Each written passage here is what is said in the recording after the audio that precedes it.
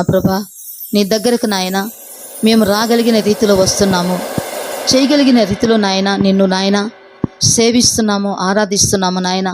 మమ్మల్ని నా తండ్రి పరీక్షించుకోమంటున్నావు తండ్రి. మీరు భ్రష్టులు కాని ఎడల మీ హృదయం విశ్వాసంతో నింపబడి ఉంటుందని చెప్పిన దేవుడు నా ప్రభా నాయన.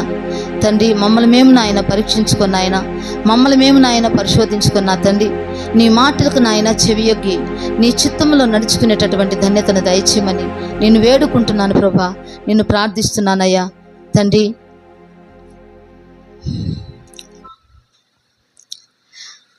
ఇప్పటి వరకు కూడా మనము కొన్ని విషయాల గురించి మాట్లాడుకున్నాము. మరి వారు దేవుని మాట వినకపోవటం వల్ల, దేవుని యొక్క అడుగు జాడల్లో నడకపోవటం వల్ల వాళ్ళ జీవితాలు ఏమైనాయి, వాళ్ళ బ్రతుకులు ఏమైనాయి, వారి యొక్క పరిస్థితి ఏమైంది మనము చూసాము. మరి ఆదామును గురించి మనకు చెప్పాడు, తర్వాత ఆనోకును గురించి మనకు తెలియజేశాడు, సౌలును గురించి మనకు తెలియజేశాడు, గెహాజీని గురించి మనకు తెలియజేశారు. వాళ్ళందరూ కూడా దేవుని యొక్క మాట వినకుండా వాళ్ళ యొక్క స్థితి ఏ రీతిగా ముగిసిపోయిందో మనము చూసాము. కానీ మనము అలా ఉండకూడదు. వారందరూ కూడా దేనికోసం అలా అయిపోయినారు?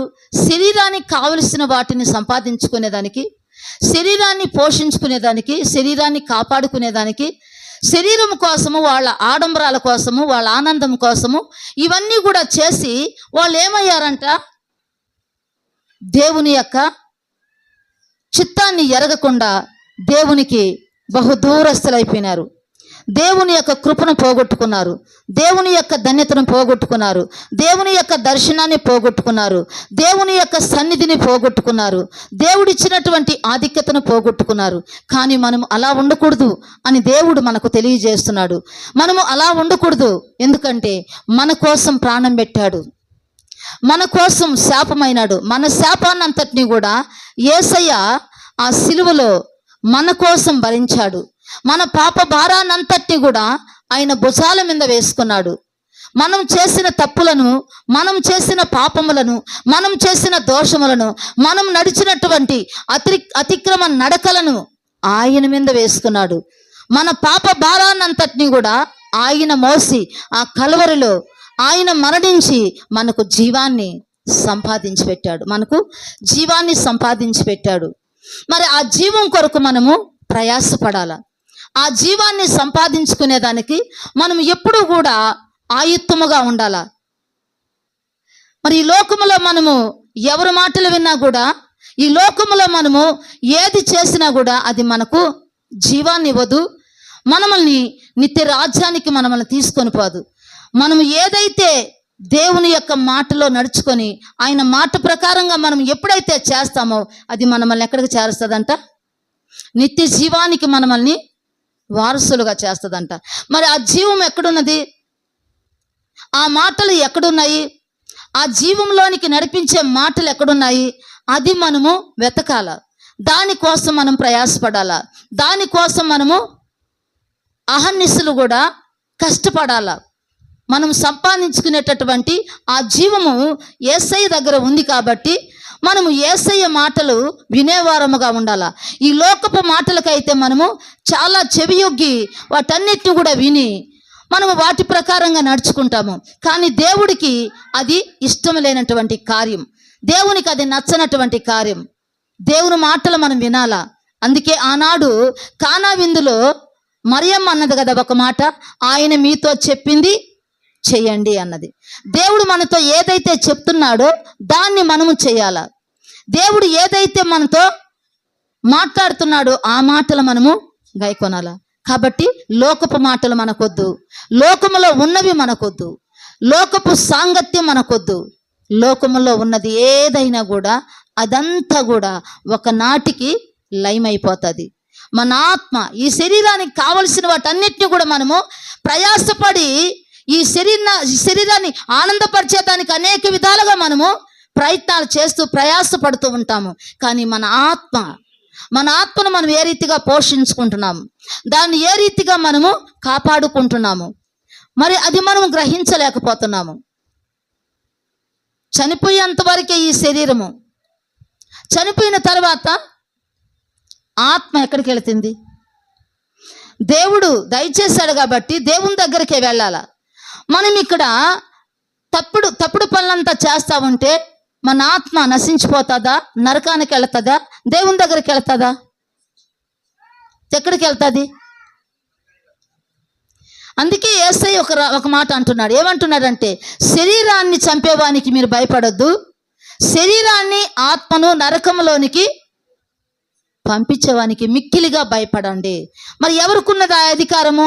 శరీరాన్ని ఆత్మను నరకంలోకి వెళ్ళిపోపు చేసేదానికి ఎవరికున్నది అధికారము?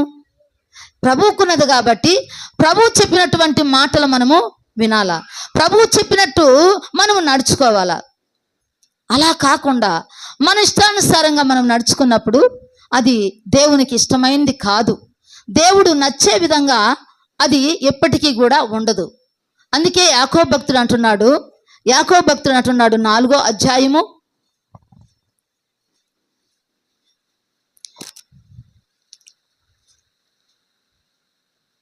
13వ వచనం చూడమ్మా. నేడైనను రేపైనను ఒకానొక పట్టణమునకు వెళ్ళి అక్కడ ఒక సంవత్సరం ఉండి వ్యాపారము చేసి లాభం సంపాదింతుము రండి అని చెప్పుకుని వారులారా, రేపేమి సంభవించును మీకు తెలియదు. మీ జీవం ఏ పాటిది? మీరు కొంతసేపు కనబడి అంతలో మాయమైపోయే ఆవిరి వంటి వారే. గనుక ప్రభు చిత్తమైతే మనము బ్రతికి ఉండి ఇది అది చేతుమని చెప్పుకొనవలెను. ఇక్కడ భక్తుడైనటువంటి యాకోబు గారు చెప్తున్నాడు, ఏం సంపాదించుకోవాలంట? లాభాన్ని సంపాదించుకుందాం రండి. ఒకానొక పట్టణానికి వెళ్ళి లాభాన్ని సంపాదించుకుందాం రండి అంటున్నాడు. ఆ లాభము ఎవరికి సొంతం అవుతుందో మనకు తెలుసా? మనం ఈరోజు సంపాదించి పెట్టింది, ఆ లాభాన్ని తీసుకొచ్చి మనం పెడుతున్నాము, అది ఎవరికి సొంతం అవుతుందో మనకు తెలుసా? అది ఎవరికి చేజిక్కుతుందో మనకు తెలుసా? దాన్ని మనము అనుభవిస్తామో లేదో మనకు తెలుసా? ఒక ధనవంతుడు అంటున్నాడు, నా ప్రాణమా తినుము త్రాగుము సుఖించుము అంటున్నాడు. ప్రాణము తిని త్రాగి సుఖిస్తుంది, అన్నీ ఉంటాయి, కానీ ఆత్మ ఎక్కడికి పోతుంది? ఈ రాత్రికి నీ ప్రాణముని అడిగితే ఆ ప్రాణము ఎక్కడికి పోతుందో నీకు తెలుసా అని అంటున్నాడు. కాబట్టి రేపేం సంభవిస్తుందో మనకు తెలియదు. ఏ నాటికీడు ఆ నాటికి చాలు. ఏమి సంపాదించుకోవాలంటున్నారు? లాభాన్ని సంపాదించుకోవాలా.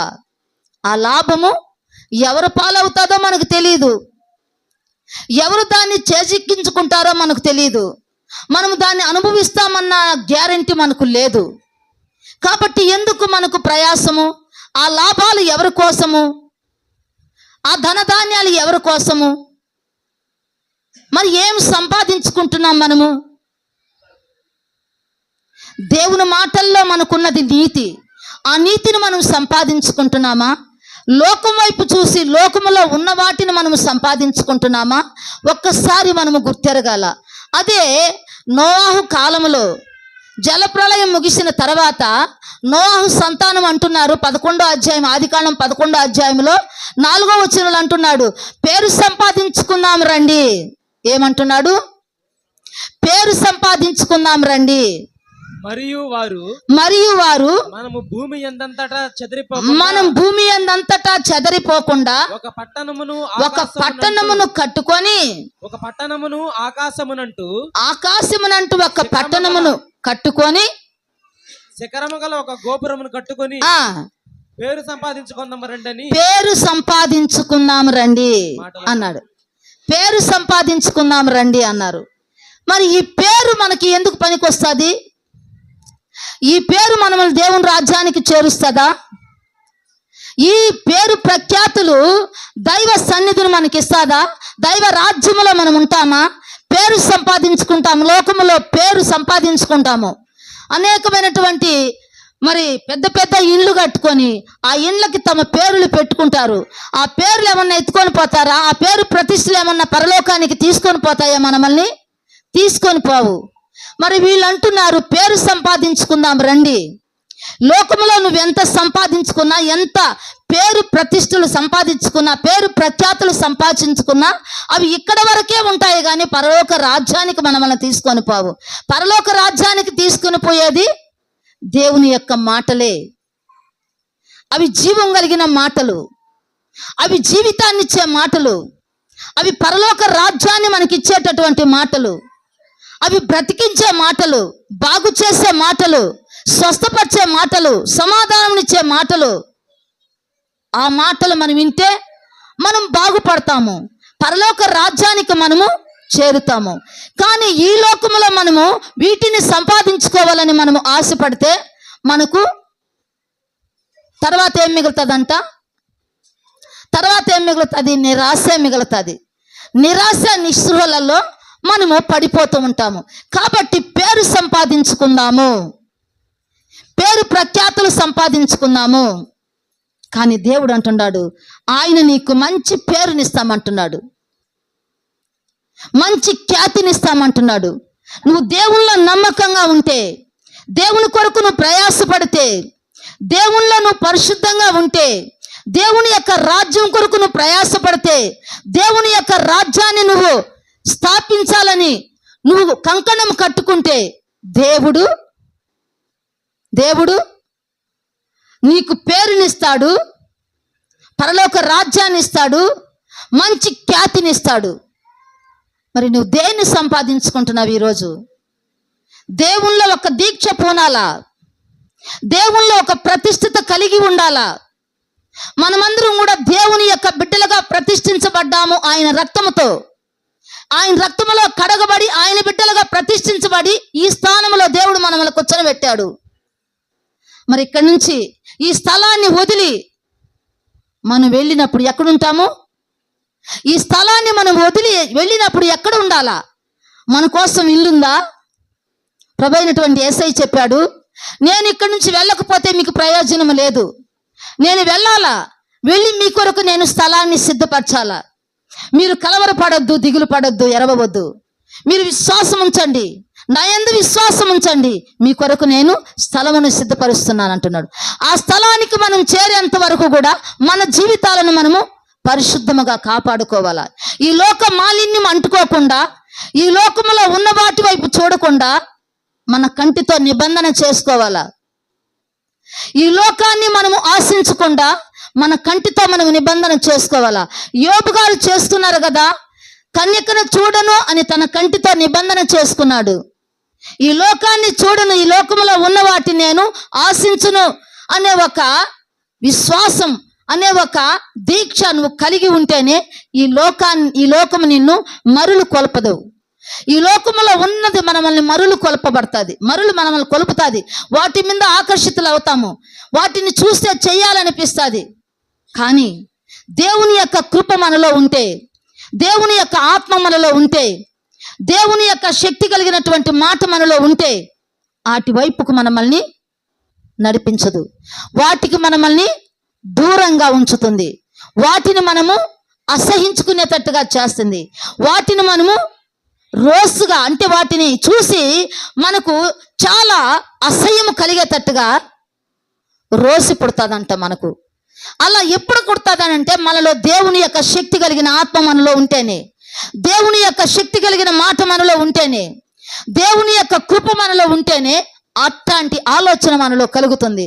లేకుంటే దేన్ని చూసినా మనకు ఎటువంటి చలనము ఉండదు, దేన్ని చూసినా అది మనకు ఇది కానిది అది మనకు అనిపించదు. ఏంలే టేక్ టీచ్ అన్నిటినీ కూడా మనం చేయొచ్చులే అనే ఒక మనసు మనలో ఉంటుంది. కాబట్టి ప్రతి విషయంలో కూడా మనం జాగ్రత్తగా ఉండాలా. ఈ లోకంలో మనం ఏం సంపాదించుకుంటున్నామో మనం ఆలోచించాలా. ఈ లోకంలో దేని కొరకు మనం ప్రయాసపడుతున్నామో ఆలోచించాలా. ఈ లోకంలో మనము ఎందుకోసం బ్రతుకుతున్నామో కూడా మనము ఆలోచించాలా. దేన్ని సంపాదించుకుంటున్నాము? యాకోబు అన్నాడు, లాభాన్ని సంపాదించుకుందాం రండి. మరి నోహు సంతానం అనుకుంటున్నారు, పేరు సంపాదించుకుందాం రండి. పేరు ప్రఖ్యాతులు లాభము నిన్ను పరలోక రాజ్యానికి తీసుకొని పోదని గుర్తించుకో. పరలోక రాజ్యానికి నిన్ను తీసుకొని పోదని గుర్తించుకో. నిన్ను తీసుకొని పోయేది నేను తీసుకొని పోయేది ఏదమ్మా? దేవుని యొక్క మాటలు, దేవుని యొక్క కృప. ఎందుకంటే ఆయన మాటలో ఏముందంట? జీవం ఉండదంట. ఆయన మాటలో ఏముంది? జీవం ఉంది. ఆయన మాటలో ఏముంది? శక్తి ఉంది. నీతి కలిగిన నా నోటి మాట బయలుదేరి ఉన్నది, అది వ్యర్థము కానేరదు. నీతి కలిగిన నా నోటి మాట బయలుదేరి ఉన్నది, అది వ్యర్థము కానేరదు. అది నెరవేరుస్తుంది. మన పట్ల ఆయన ఉద్దేశం, ఆయన సంకల్పం, ఆయన చిత్తం, ఆయన ఆలోచన మన పట్ల ఏ రీతిగా ఆయన కలిగి ఉన్నాడో, ఎందుకు మనల్ని రక్షించుకున్నాడో, ఎందుకు మనల్ని ఆయన యొక్క కృపనిచ్చి ఆయన సన్నిధిలో కూర్చొని ఎందుకు ఆయనకి మన పట్ల ఒక రహస్యం ఉంది, మన పట్ల ఒక ప్రణాళిక ఉంది. లోకంలో ఎంతో మంది ఉన్నారు, ఎంతో మంది ధనికులు ఉన్నారు, ఎంతో మంది గొప్పవారు ఉన్నారు, ఎంతో మంది ఐశ్వర్యవంతున్నారు, ఎంతో మంది జ్ఞానము కలిగిన మనుషులు ఉన్నారు. కానీ వాళ్ళందరికీ లేనటువంటి ధన్యత మనకెందుకు ఇచ్చాడమ్మా? మనకెందుకు ఇచ్చాడు? టెల్ మీ ఆన్సర్, నాకు కావాలి. మనకెందుకు ఇచ్చాడు? మనం గొప్పవారమనా, నీతిమంతులమనా, పరిశుద్ధులమనా? ఎందుకు ఇచ్చాడు మనకు? ఎందుకంటే వారు దీన దశలో ఉన్నప్పుడు వారిని ఆయన లేవనెత్తాడంట. మన దీన స్థితిని చూసి దేవుడు మన మీద కనికర పడ్డాడంట. కనికర పడేటటువంటి దేవుడు. ఇది మన నీతి వల్ల వచ్చిన కృప కాదు, ఆయన ఉచితమైనటువంటి కృప ద్వారా, ఆయన ద్వారా వచ్చినటువంటి ఈ ధన్యతను మనం ఏం చేయాలా? దాచిపెట్టుకోకూడదు, మూసిపెట్టకూడదు. దాన్ని ఆ వెలుగు వెల్లడి చేయాలంట. ఆయన వాక్యాన్ని వెల్లడి చేయాలంట. ఆయన మాటలను వెల్లడి చేయాలంట. నువ్వు దాచిపెట్టుకునేదానికి కదా నేను తీసుకొచ్చి ఆయన ఇక్కడ నిలబెట్టింది. నువ్వు దేవుని కొరకు ప్రయాసపడాలని ఆయన సంకల్పం, ఆయన చిత్తము, ఆయన పని కలిగి ఉండటానికే ఆయన నిన్ను పిలుచుకున్నాడు. ఆయన పని చేస్తావనే నిన్ను ఆయన పిలుచుకున్నాడు. ఊరకనే కాదు, దేవుని రాజ్యము కొరకు నువ్వు ప్రయాసపడాలా. దేవుని యొక్క పనిలో నువ్వు ప్రయాసపడాలా. ఈ లోకంలో ఉన్న లాభాన్ని సంపాదించుకోవాలని నువ్వు ప్రయాసపడద్దు.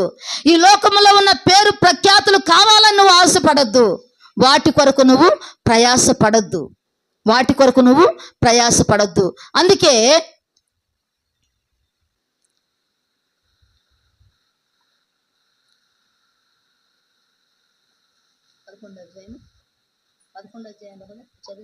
వచ్చాను కదా,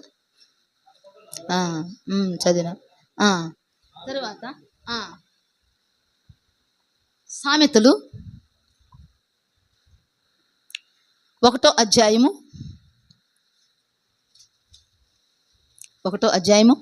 5వ వచనమమ్మ.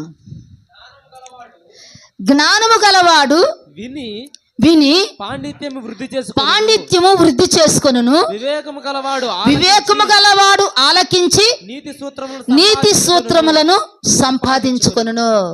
ఏటిని సంపాదించుకుంటాడంట? జ్ఞానము కలిగిన వారు ఏం చేస్తారంట? విని పాండిత్యాన్ని వృద్ధి చేసుకుంటారంట. ఏదో చిన్న పాండిత్యం మన దగ్గర ఉంది, చిన్న చదువు మన దగ్గర ఉంది, చిన్న విశ్వాసం మన దగ్గర ఉంది. విన్న తర్వాత ఏం చేస్తారంట? వాళ్ళు ఆ విశ్వాసాన్ని వృద్ధి చేసుకుంటారంట, ఆ పాండిత్యాన్ని వృద్ధి చేసుకుంటారంట, ఆ చదువును వృద్ధి చేసుకుంటారంట. చిన్నగానే మొదలవుతుంది ఏదైనా కూడా. పెద్ద తెలివిమంతులుగా ఉండరు, కానీ చిన్నగానే మొదలవుతుంది. అది మన జీవితంలో బ్రహ్మాండమైనటువంటి కార్యాలను జరిపిస్తుంది. అందుకే నీతి సూత్రాలను సంపాదించుకోవాలా. జ్ఞాని అయినటువంటి సొలొమోను మహారాజు చెప్తున్నాడు, జ్ఞానము కలిగిన వాడు విని పాండిత్యాన్ని వృద్ధి చేసుకుంటాడంట. తెలివి కలిగిన వారు ఆలకించి నీతి సూత్రములను సంపాదించుకుంటారంట. నీతి సూత్రాలను సంపాదించుకోవాలంటే మనకేం కావాలా? జ్ఞానాభివృద్ధి మనకు కావాలా. జ్ఞానము కావాలా? ఆ నీతి సూత్రాలను సంపాదించుకోవాలంటే జ్ఞానము నీకు కావాలా? ఆ జ్ఞానం ఎక్కడున్నది? ఆ జ్ఞానం ఎక్కడుందంటే యెహోవా దగ్గర ఆ జ్ఞానం ఉన్నది. యెహోవా యందు భయభక్తులు కలిగి ఉంటే జ్ఞానమునకు మూలము, మూలాధారము, జ్ఞానానికి మూలాధారమైనటువంటి దేవుని యొక్క జ్ఞాన సమృద్ధిని మనము పొందుకోవాలా. జ్ఞానము ఎక్కడుంది అంటే ఇప్పుడు సంత వీధుల్లో కేకలు వేస్తున్నదంట, పురద్వారాల దగ్గర కేకలు వేస్తున్నదంట, పట్టణముల దగ్గర కేకలు వేస్తున్నదంట. అదే దైవ స్వరము, అదే దేవునికి మరి పనిచేస్తున్నటువంటి దైవ సేవకుల స్వరము. పురద్వారాలలో, పట్టణాలలో, గ్రామాలలో, వీధులలో కేకలు వేస్తున్నదంట జ్ఞానం. ఈ జ్ఞానం ఎక్కడుందంట? యెహోవా దగ్గర ఉన్నదంట. యెహోవా యందు భయభక్తులు కలిగి ఉంటే జ్ఞానానికి మూలము అని దేవుని యొక్క వాక్యంలో మనం చూస్తున్నాం. ఈ నీతి సూత్రాలను మనం సంపాదించుకోవాలంటే జ్ఞానాభివృద్ధి, జ్ఞాన సంపద మనలో ఉండాల. ఆ జ్ఞానం మనలో ఉండాల. అందుకే హోషేయ ప్రవక్త హోషేయలో చెప్తున్నాడు ఒక మాట, 6వ అధ్యాయము 3వ వచనం చూడమ్మా.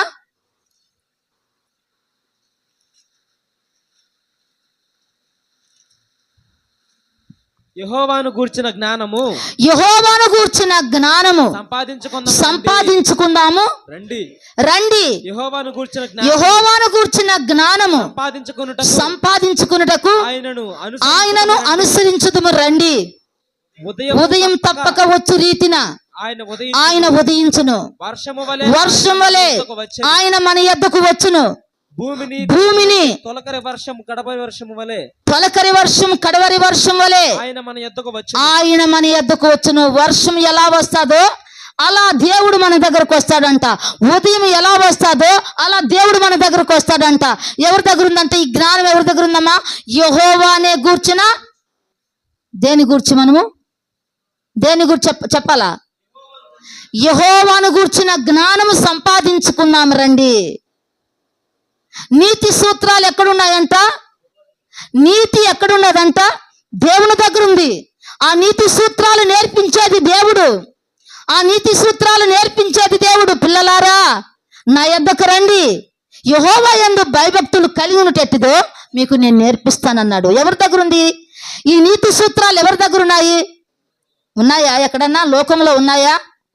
లోకంలో ఎవరన్నా మనకు నీతి పాఠాలు నేర్పిస్తారా? ఏరే పాఠాలు నేర్పిస్తారు మనకు, నీతి పాఠాలు మనకు నేర్పించరు. నీతి పాఠాలు ఎక్కడున్నాయంటే బైబిల్ గ్రంథంలోనే ఉన్నాయి. దేవుడే తన ఆత్మ ద్వారా రాసిపెట్టినటువంటి దేవుని యొక్క వాక్యములు మనకు నీతి సూత్రాలు. ఆ నీతి సూత్రాలను మనం సంపాదించుకునే వారముగా ఉండాలా. ఆ నీతి సూత్రాలను సంపాదించుకునే దానికి మనకు జ్ఞానం అవసరమైనది. ఆ జ్ఞానం ఎక్కడ ఉన్నదంటే యెహోవా దగ్గర ఆ జ్ఞానం ఉన్నది. కాబట్టి యెహోవా దగ్గర ఉన్న ఆ జ్ఞానాన్ని సంపాదించుకునే దానికి మనము ఆ జ్ఞానం దగ్గరికి రావాలా, యెహోవా దగ్గరికి రావాలా, దేవుని దగ్గరికి రావాలా మనము. అందుకే ఇక్కడ భక్తుడు చెప్తున్నాడు, యెహోవాను గూర్చిన జ్ఞానమును సంపాదించుకుందాము రండి. ఆ జ్ఞానం సంపాదించుకుంటే మనకు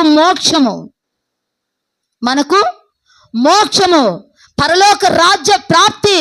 మన ప్రయాసం ఎందుకు? పరలోక రాజ్యానికి వెళ్ళడానికే కదా. పరలోక రాజ్యానికి వెళ్ళడానికే కదా మనం వచ్చామమ్మా. ఇంక దేనికన్నా వచ్చామా మనము? పరలోక రాజ్యములో మనం ఉండాలా, ప్రభు సన్నిధిలో మనం ఉండాలా. ప్రభు సన్నిధిలో మనం ఉండాలంటే దానికి కొన్ని క్వాలిటీస్, దానికి కొన్ని అర్హతలు కావాలా. అటన్నిటి కూడా మనం చేయాలా. కష్టమైన ఇష్టంతో చేయాలా. అవి కష్టంగా ఉంటాయి, మనకు కష్టంగానే ఉంటాయి. కానీ దాన్ని ఇష్టంగా చేసామంటే అది కష్టం అనిపించదు.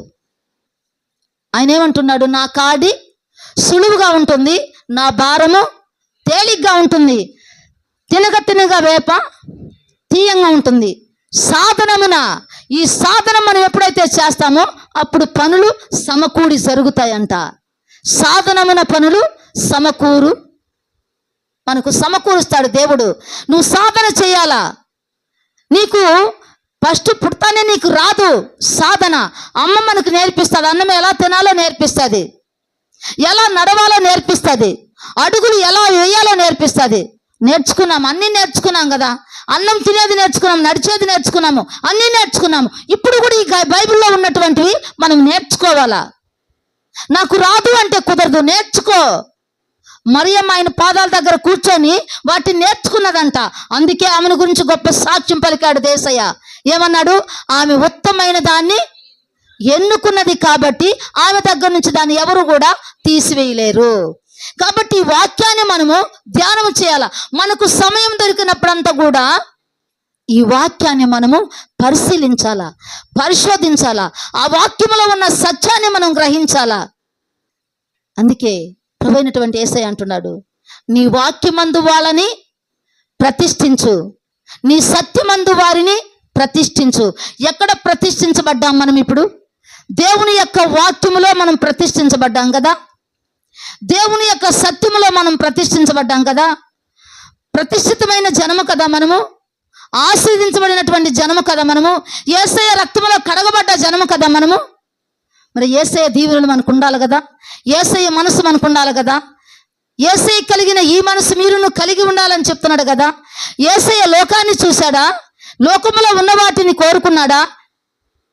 అపవాది ఆ ఎత్తైన ఆ కొండ మీదకు తీసుకెళ్ళి ఈ రాజ్యాలంతా నీకిస్తాను, నా కాళ్ళకు మొక్కు అన్నదంట. ఏంది? ఆయనకి ఇస్తుందంట. కలగజేసిన ఆయనదే వీడు స్వాధీనం చేసుకొని, నాది రాజ్యము కాబట్టి నువ్వు నా కాళ్ళకు మొక్కితే ఈ రాజ్యం అంతా కూడా నీకు ఇస్తాను అని అన్నాడు. మొక్కాడా? ఎందుకంటే ఆయనది అది. ఎవరికో మొక్కి ఆయన తీసుకోవలసిన అవసరం లేదు. అధిక బలము చేతను, చాచిన బాహువు చేతను భూమిని, భూమిపైన ఉన్న నరులను, జంతువులను కలగజేసి ఎవరికిచ్చుట నాకు న్యాయమని తోచునో వారికి ఇచ్చుచున్న దేవుడు. నేనెవరిని కరుణిస్తానో వారిని కరుణిస్తాను, నేనెవరి పైన జాలి పడతానో వాని పైన జాలి పడతాను. పొందగోరు వాని అంది ఏమీ లేదు, ప్రయాసపడు వాని అంది ఏమీ లేదు. కరుణించు దేవుని వలనే సమస్తము కూడా జరుగుతుంది. కరుణించే దేవుని నువ్వు కోరుకోవాలా, కరుణించే దేవుని కొరకు నువ్వు ప్రార్థించాలా, ఆ కరుణామయిని నువ్వు ఆశ్రయించాలా, ఆ కరుణామయిని నువ్వు కలిగి జీవించాలా. అప్పుడు నీకు ఫలితార్థం అనేది దొరుకుతుంది. ఈ లోకాన్ని గురించి మనము ఆలోచించకూడదు. ఈ లోకంలో ఉన్నదంతా కూడా ఒకనాటికి విడిచిపెట్టవలసిన వారమే. లాభం అనేది కాదు, పేరు మనది కాదు, ప్రఖ్యాతి మనది కాదు, ప్రతిష్టలు మనది కాదు. కానీ దేవుని యొక్క వాక్యము, దేవుని యొక్క ప్రేమ, దేవుని యొక్క రాజ్యము ఎప్పుడు కూడా నిలకడగా ఉంటాయంట, నిశ్చయముగా ఉంటాయంట. కాబట్టి వాటిని మనము సంపాదించుకునే వారముగా ఉండాల. యెహోవాను గూర్చిన ఏమన్నాడు హోషేయ గారు? యెహోవాను గూర్చిన జ్ఞానం సంపాదించుకుందాము రండి. యెహోవాను గూర్చిన జ్ఞానము సంపాదించుకుందాము, అనుసరించదము రండి. రండి. యెహోవాను గూర్చిన జ్ఞానము సంపాదించుకుందాం రండి. ఉదయము తప్పక వచ్చిన రీతిగానే వచ్చు రీతిని ఆయన ఉదయించును. మన జీవితంలో నీతి సూర్యుడు ఉదయిస్తాడు. ఆయన రెక్కలు మనకు ఆరోగ్యాన్ని ఇస్తాయి, బలముని ఇస్తాయి, ధైర్యాన్ని ఇస్తాయి, మనల్ని నడిపిస్తాయి. ఉదయం ఏ రీతిగా వస్తాడో ఆయన అలా మన దగ్గరికి వస్తాడంట. తొలకరి వర్షంతో, కడవరి వర్షంతో మనల్ని ఆయన దర్శిస్తాడంట. కడవరి వర్షంతో, తొలకరి వర్షంతో ఆయన మనల్ని తడుపుతాడంట. ఆయన వాక్యంతో మనల్ని తడుపుతాడంట. ఆయన వాక్యంతో మనల్ని ఆదరిస్తాడంట. ఆయన వాక్యంతో మనల్ని ఫలభరితం చేస్తాడంట. ఉదయం ఏ రీతిగా వస్తాడో ఉదయం తప్పక వచ్చు రీతిన ఆయన ఉదయించును. మన జీవితంలో క్రీస్తు ఉదయించాలా. మన జీవితంలో క్రీస్తు ఉదయిస్తే మనకు ఘనత, మంచి పేరు, మంచి పదవి. క్రీస్తుంటే ఎవరన్నా ఉంటే, వేరే వాళ్ళు ఉంటే అమ్మా, ఇలాంటి జ్ఞానము దేవుని దగ్గర ఉంది కాబట్టి ఇలాంటి జ్ఞానయుక్తమైనటువంటి మాటలు మనం ఏం చేస్తున్నామంట? తిరస్కరిస్తున్నాము. ఇలాంటి జ్ఞానయుక్తమైనటువంటి మాటలను మనం తీసుకోకుండా ఆ మాటలను తిరస్కరించి ఏమైపోతున్నారు? దేవునికి దూరస్తులైపోతున్నారు. దేవుని యొక్క సన్నిధికి దూరం అయిపోతున్నారు. దేవుడి సన్నిధిలోనే ఉన్నాం మనము, ఆయనకి దగ్గరగా ఉన్నామా, దూరంగా ఉన్నామా? ఎలా ఉన్నాం మనం? దేవుడి సన్నిధిలోనే ఉన్నాము, దగ్గరగా ఉన్నామా, దూరంగా ఉన్నామా?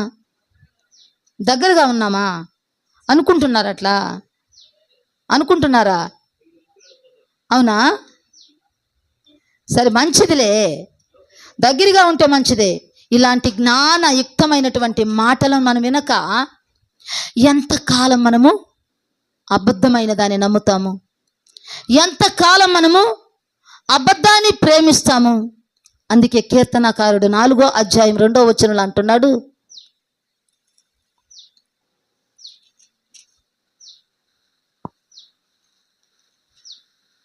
2వ అధ్యాయం 4వ అధ్యాయం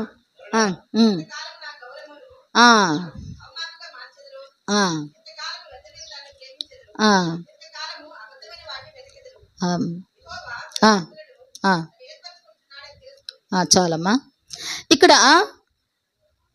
కీర్తనాకారుడు తెలియజేస్తున్నటువంటి మాట ఏంటంటే, నరులారా ఎంతకాలం నా గౌరవమును అవమానముగా మార్చెదరు, ఎంతకాలం వ్యర్థమైన దానిని ప్రేమించెదరు, ఎంతకాలం అబద్ధమైన వాటినే వెదకెదరు. ఎంతకాలము?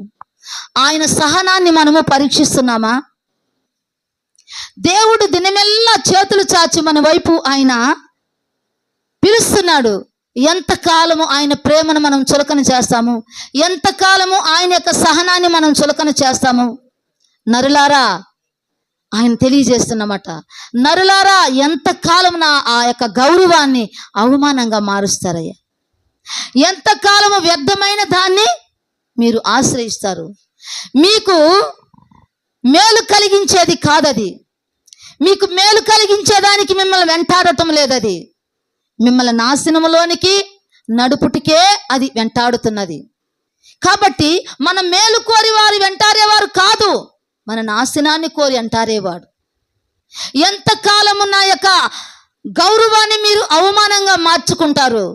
ఎంతకాలము వ్యర్థమైన వాటిని చూస్తారు? ఎంతకాలము అబద్ధమైన వాటి కొరకు మీరు ఎదురు చూస్తారు, వాటిని నమ్ముతారు? నా ప్రేమ చులకనైందా? నా త్యాగం చులకనైందా? నా ప్రియ బిడ్డలారా, ఎంతకాలముని మీ వైపు నేను చూస్తూ ఉండ? ఇప్పుడైనా నా బిడ్డలు నా వైపు తిరుగుతారని, ఇప్పుడైనా నా బిడ్డ నా దగ్గరకు వస్తాడని, ఇప్పుడైనా నా బిడ్డ నన్ను తెలుసుకుంటాడని.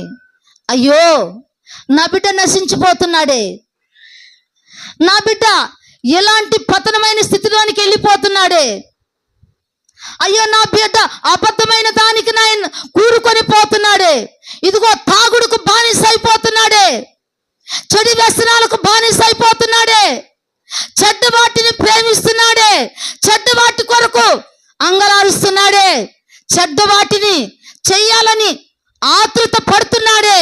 అయ్యో నా బిడ్డ చెడిపోతున్నాడు, అయ్యో నా బిడ్డ చెడిపోతున్నాడు. నా వైపు తిరగవా?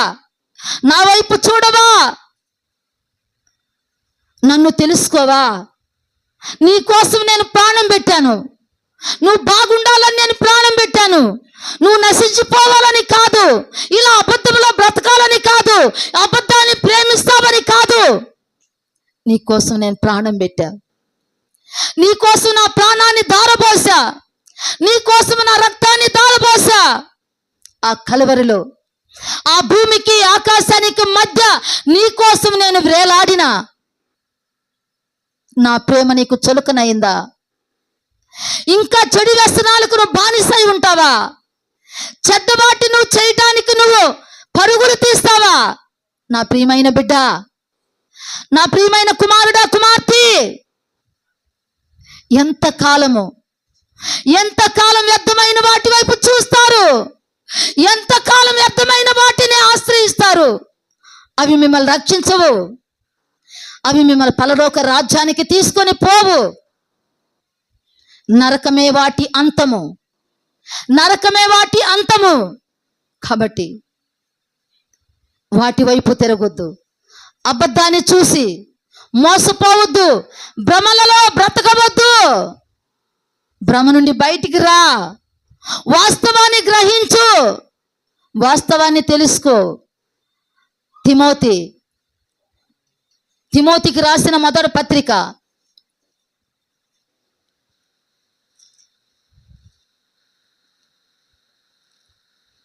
6వ అధ్యాయము 18వ వచనమమ్మ. వారు వాస్తవమైన జీవమును సంపాదించుకుని నిమిత్తము రాబోవు కాలమునకు మంచి పునాది తమ కొరకు వేసుకొనుచు మేలు చేయువారును అమ్మా సత్క్రియలను ధనము గలవారును ఔదార్యము గలవారును తమ ధనములో ఇతరులకు పాలిచ్చువారునై ఉండవలనని వారికి ఆజ్ఞాపించుము. పౌలు గారు ఏం చెప్తున్నాడు? తిమోతి సంఘాన్ని కాస్తున్నటువంటి సంఘ కాపరికి చెప్తున్నటువంటి మాట అపోస్తలుడైనటువంటి పౌలు గారు, వారికి వీటిని బోధించు. వారు అజ్ఞానంలో ఉన్నారేమో, అంధకారంలో ఉన్నారేమో, అంధత్వంలో ఉన్నారేమో, వాస్తవాన్ని గ్రహించలేకపోతున్నారేమో, అబద్ధం వైపు చూస్తున్నారేమో, అబద్ధాన్ని ప్రేమిస్తున్నారేమో. ఎందుకంటే అట్లాంటి కాలం ఇప్పుడు వచ్చి ఉన్నది. దురద చెవులు కలిగి కల్పన కథల చెప్పేటటువంటి కాలం అనేది వచ్చి ఉన్నది. కాబట్టి వాళ్ళతో నువ్వు సూటిగా మాట్లాడు, వాళ్ళకి ఇవి తెలియజేయి, వాళ్ళతో నువ్వు చెప్పు అని తిమోతితో చెప్తున్న మాట. ఏం చెప్తున్నాడు? వాస్తవమైన జీవమును. ఇది అబద్ధము కాదమ్మా, ఇది అబద్ధము కాదు, ఇది నిజం. యేసుక్రీస్తు లోకానికి వచ్చింది నిజం. ఆయన 3.5 సంవత్సరము ఈ లోకములో పరిచర్య చేసింది నిజం. ఆయన చనిపోయి 3వ దినము మృత్యుంజయుడిగా లేచింది నిజం. జయకరమైనటువంటి ఆ యొక్క దృశ్యాన్ని బాహాటముగా అందరి ఎదుటే జరిగింది. అది అబద్ధమైతే కాదు, నిజం. అందుకే వాస్తవాన్ని మీరు ఎరగండి, వాస్తవాన్ని మీరు తెలుసుకోనండి, వాస్తవమైన జీవాన్ని మీరు సంపాదించుకోనండి అని తిమోతితో పౌలు గారు చెప్తున్నాడు. వీటిని వారికి తెలియజేయి. ఒకవేళ వాళ్ళు అబద్ధంలో ఉన్నారేమో, ఒకవేళ వాళ్ళు అబద్ధాన్ని ప్రేమిస్తున్నారేమో, అబద్ధాన్ని నమ్ముతున్నారేమో, కల్పనా కథల వైపు తిరుగుతున్నారేమో, జాగ్రత్త. వారికి వీటిని బోధించు, వారికి వీటిని నువ్వు విశదీకరించి చెప్పు, వారికి మీరు వారితో ఈ మాటలను ముచ్చటించు, వాళ్ళకి చెప్పు ఈ మాటలు. వాస్తవమైన జీవం ఉన్నది, అది ప్రభువైనటువంటి యేసుక్రీస్తులో ఉన్నది. కాబట్టి అది వారికి తెలియచేయి. వాళ్ళని ఎలా ఉండమంటున్నాడమ్మా? రాబోవు కాలమునకు మంచి పునాది. 10 దినములు శ్రమ కలుగుతుంది. అంతం వరకు సహిస్తే ఏమొస్తుంది?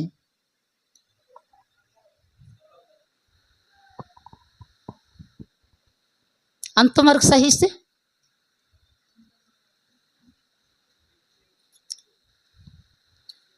అంతవరకు సహించిన వారి కిరీటం దొరుకుతుందమ్మా.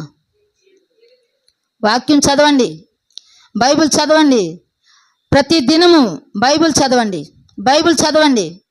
చెప్తున్నాడు ఇక్కడ, రాబోవు కాలమునకు మంచి పునాది తమ కొరకు వేసుకొనొచ్చు. మంచి పునాది. నీ పునాది ఇసుక మీద కడుతున్నావా, బండ మీద కడుతున్నావా? ఇసుక మీద కట్టావంటే అది కూలిపోతుంది. మరి నీ పునాది ఎలా ఉంది? నీ పునాది పటిష్టంగా ఉందా? నీ పునాది గట్టిగా ఉందా? ఆ గాలికి ఈ గాలికి కొట్టుకొని పోయేదిగా ఉందా? పడిపోయేదిగా ఉందా?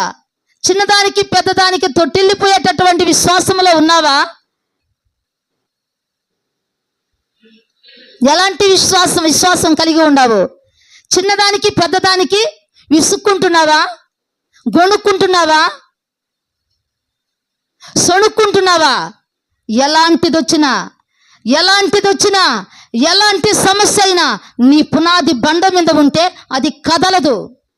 ఎలాంటి వర్షము, గాలి, వాన ఎన్ని వచ్చినా ఏ ఆటుపోటు ఆ ఇంటిని పడగొట్టలేదు. అలాంటి విశ్వాసం వాస్తవమైనటువంటి జీవము. రాబోవు కాలానికి మంచి పునాది నువ్వు వేసుకుంటున్నావా? శ్రమలు రాబోతున్నాయి. 10 దినముల శ్రమ. 10 దినములు అంటే 10 దినములే కాదు, శ్రమలు, 7 ఏండ్లు శ్రమలు. ఈ శ్రమల్లో నిలబడాలంటే ఈ శ్రమల వరకు మనం అనుభవిస్తాం. ఈ శ్రమలన్నీ అనుభవిస్తామా? లేదు, నేను మొదటి పునరుద్ధాన దినములోనే నేను ఎత్తబడిపోవాలా అని ప్రార్థన చేసుకుంటామా? కాబట్టి రాబోవు కాలానికి మంచి పునాది మనము వేసుకునే వారముగా ఉండాలా? మేలు చేసే వారముగా ఎలా ఉండాలమ్మా? నీ పునాది పటిష్టంగా ఉండాలా? నీ పునాది గట్టిగా ఉండాలా? ఆ పునాది బండ మీద ఉండాలా? ఆ బండ ఎవరు? క్రీస్తు మీద నువ్వు కట్టుకుంటున్నావా? క్రీస్తు మాటలతో నువ్వు కట్టుకుంటున్నావా? క్రీస్తు చెప్పినట్టు నువ్వు వింటున్నావా? ఆయన మాటలకు నువ్వు లోబడుతున్నావా? ఆయన మాటలు నువ్వు అనుసరిస్తున్నావా? ఆయన మాటల ప్రకారంగా నువ్వు జీవిస్తున్నావా? పునాది గట్టిగా ఉంది. అదే మేలు చేసేవారును, సత్క్రియలు అను ధనము కలవారును, ఔదార్యము కలవారును, తమ ధనములో ఇతరులకు పాలిచ్చువారునై ఉండవలనని వారికి ఆజ్ఞాపించము. వాళ్ళని బతిమలాడుకోబాకు, నువ్వు వాళ్ళని బతిమలాడుకోవద్దు. అది తండి ఇది తండి అని బతిమలాడుకోవద్దు. ఆజ్ఞ, ఇదంతే ఆజ్ఞ, ఇది కట్టడ, ఇది నియమము, ఇది శాసనము. దేవుడు చెప్పిన శాసనం, దేవుడు చెప్పిన నియమము, దేవుడు చెప్పిన ఆజ్ఞ. ఆ నియమాన్ని నువ్వు పాటించకపోతే పరలోక రాజ్యానికి మనము చేరము. మన ప్రయాసము పరలోక రాజ్యానికి వెళ్ళడానికే. ఈ లోకంలో ఎంత కాలం ఉన్నా, ఈ లోకంలో ఎంత కాలం బ్రతికినా ఒక దినం మనము వెళ్ళిపోవలసిన వారమే. ఎన్ని సంపాదించుకున్నా వాటన్నిటినీ విడిచిపెట్టవలసిన వారమే. ఎలా వచ్చామో అలానే ఆయన దగ్గరికి వెళ్ళిపోవాలా. మరి వెళుతూ ఏం తీసుకొని పోతాం? మనము ఏం తీసుకొని పోతాం? వెళుతూ ఏం తీసుకొని పోతాము? ఏం తీసుకొని పోతామమ్మా? వెళుతూ ఏం తీసుకొని పోతాము? మంచి నీ మంచి క్రియ నీతో రావాలా, సత్క్రియ నీతో రావాలా. ఇక్కడ ఏం చెప్పాడు? ఇక్కడ ఏటినైతే చెప్పుండాడో వాస్తవమైన జీవమును సంపాదించుకుని నిమిత్తము రాబోవు కాలమునకు మంచి పునాది తమ కొరకు వేసుకొనొచ్చు. మేలు చేయువారును, తర్వాతమ్మా మేలు చేయువారును, సత్క్రియలు అను ధనము గలవారును, ఔదార్యము గలవారును, తమ ధనములో ఇతరులకు పాలిచ్చువారునై ఉండాలని మరి వారికి ఆజ్ఞాపించుము. మరి ఈరోజు మనం ఏం సంపాదించుకుంటున్నాం? ఏటి కొరకు మనం ప్రయాసపడుతున్నాం? ఏటి కొరకు మా జీవితాన్ని వెచ్చిస్తున్నాం? ఏటి కొరకు మన జీవితాలను వ్యాయపరుస్తున్నాము? ఒక్కసారి ఆగి ఆలోచించండి దేవుని బిడ్డలారా, ఆగి ఆలోచించండి. ఈరోజు మనం ఏటి కొరకు ప్రయాసపడుతున్నాము? వాస్తవమైన జీవము కొరక, అబద్ధానికి జనకుడైనటువంటి అపవాది యొక్క మాటలక? దేవుడు నిన్ను అడుగుతున్నటువంటి ప్రశ్న, ఏది కావాలా? వాస్తవంలో ఉన్నటువంటి ఆయన జీవమా, అబద్ధములో ఉన్నటువంటి అపవాది యొక్క మాటల? ఏది కావాలా? నేను దేవుని మాటలకు లోబడతా. నా దేవుడు నా కోసం ప్రాణం పెట్టాడు. నా దేవుడు నా కోసం ప్రాణాన్ని పెట్టి నా కోసం ఆయన రక్తమునంతా ధారపోశాడు. నా కొరకు శ్రమ ఆయన అనుభవించినాడు. కాబట్టి ఆయన మిగిలిన వాటిలో ఆ శ్రమ నేను అనుభవించేవాడుగా ఉంటాను. నా దేవుని కొరకు నేను పని కలిగి ఉంటాను అనే ఒక నిశ్చయము, అనే ఒక తీర్మానం ఈ మధ్యాహ్న కాల సమయమందు దేవుని మాటలు విన్న ప్రతి బిడ్డ ఒక తీర్మానాన్ని కలిగి, ఒక నిశ్చయత కలిగి దేవుణ్ణి ఆశ్రయించే వారముగా, దేవుని యొక్క మాటలకు లోబడే వారముగా, దేవుని యొక్క చిత్తాన్ని ఎరిగి నడిచే వారముగా, ఆయన రాజ్యము కొరకు మనము నిరీక్షించే వారముగా ఉండాలని దేవుడు ఇష్టపడుతున్నాడు. మరి ఆయన మాటలు విన్న మనకు మరి ఈ మాటలు ఎంతమంది వినికిళ్ళకి వెళ్ళాయో వాళ్ళందరికీ కూడా దేవుని యొక్క కృప, ఆశీర్వాదం, దేవుని యొక్క సన్నిధి మెండుగా కలగాలని మనం అందరం కలిసి ప్రార్థన చేద్దాం. అందరం కూడా మోకరిస్తాం. అందరం కూడా మరి నేనేం కలిగి ఉన్నాను ప్రభువా, ఈరోజు నేను దేని కొరకు ప్రయాసపడుతున్నానయ్యా, దేని కొరకు నా జీవితాన్ని వ్యాయపరుస్తున్నానయ్యా, దేని కొరకు నా సమయాన్ని వ్యాయపరుస్తున్నానయ్యా. అయ్యా నీ పని నేను చేయలేకపోతున్నాయన్నా, నీ సన్నిధిలో నేను ఉండలేకపోతున్నానయ్యా. నీ సన్నిధిని నేను నాయన నిన్ను సేవించి, నిన్ను స్తుతించి, నిన్ను గణపరిచి, నిన్ను మహింపరిచి, నిన్ను ఆరాధించలేనటువంటి దౌర్భాగ్యమైనటువంటి స్థితిలో ఉన్నాను ప్రభువా. దయతో నన్ను క్షమించయ్యా, దయతో నన్ను మన్నించయ్యా, దయతో నన్ను కరుణించయ్యా. యా యా యా యా కరుణా సంపన్నుడా, కృప కలిగిన దేవుడా, ప్రేమ కలిగిన తండ్రి నాయన, క్షమించటకు సిద్ధమైన మనసు కలిగిన దేవా, ఈ మధ్యాహ్న కాల సమయమందు నా జీవితం ఎలా ఉన్నదో చూస్తున్న దేవుడా, నా ఆలోచన ఎలా ఉన్నదో చూస్తున్న దేవుడా, నా పరిస్థితి ఎలా ఉన్నదో చూస్తున్న దేవుడా, నా స్థితిగతులు ఎలా ఉన్నాయో చూస్తున్న దేవుడా. అయ్యా తండ్రి, ఇది మనుషులకైతే కనబడదు నాయన, అది నీ దృష్టికి నాయన కనబడుతుంది నా ప్రభా.